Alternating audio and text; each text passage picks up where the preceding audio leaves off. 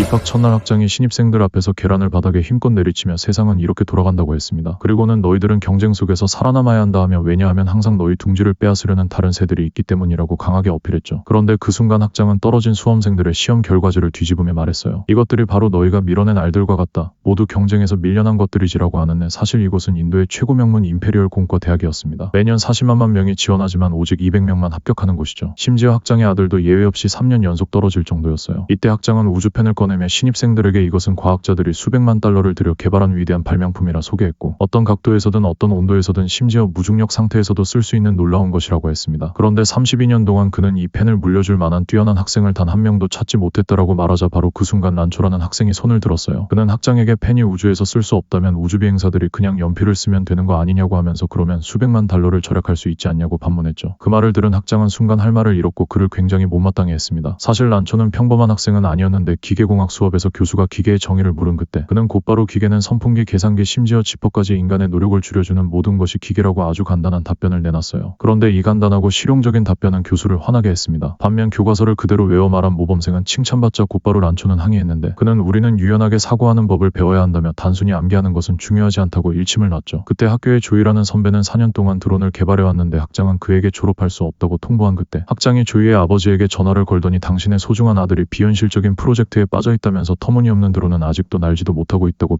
비난했습니다. 상심한 조이는 자신의 설계를 포기한 그때 란초가 우연히 그 설계도를 발견했어요. 설계도에 깊은 영감을 받은 그는 즉시 그 프로젝트를 완성하기로 결심했죠. 그리곤 한 달 후 드론이 마침내 날았습니다. 그 후 그는 학장의 교육 시스템에 의문을 제기하며 혁신을 억압하고 진정한 공학보다 성적을 우선시한다고 비판했어요. 분노한 학장이 란초에게 수업을 가르쳐보라고 자극한 그때 그런데 예상외로 란초는 이 기회를 이용해 그부들에게 깨달음을 선사했는데 이곳은 교육하는 대학이어야 한다고 말하며 학생들을 짓누르는 압력소치 아니라고 강력하게 호소했죠. 학장의 미움을 또 산 바로 그때 예상치 못한 일이 일어났어요. 폭풍우가 몰아치는 밤에 학장의 큰딸이 진통을 시작한 것입니다. 도로가 침수되어 구급차도 올 수 없는 상황인 그 순간 하지만 세 친구는 침착함을 잃지 않았어요. 그들은 청소기와 배터리를 이용해 즉석 흡입 장치를 만들어 성공적으로 아기를 받았죠. 그리고 란초가 마침내 학교를 떠나려 한 순간 학장이 그를 발견하고 허겁지겁 달려나와 말하길 너는 대학 첫날 왜 우주에서 일반 연필을 쓰지 않는 거냐 물었지. 그건 연필심을 우주에 두면 무중력 상태에서 계속 돌아다닐 것이고 누군가의 눈과 코 그리고 계기판에 들어갈 수도 있는 거야. 그래서 너는 틀렸다라고 말했습니다. 그런데 놀랍게도 학장은 우수함의 상징인 그 펜을 꺼내 란초의 옷깃에 달아주었는데 결국엔 32년 만에 마침내 자신보다 뛰어난 학생을 만난 것이었어요. 결국 그는 올해의 우수학생으로 선정되며 졸업한 그때 여러분 이런 학생들이 많아진다면 교육계도 바뀔 수 있을까요?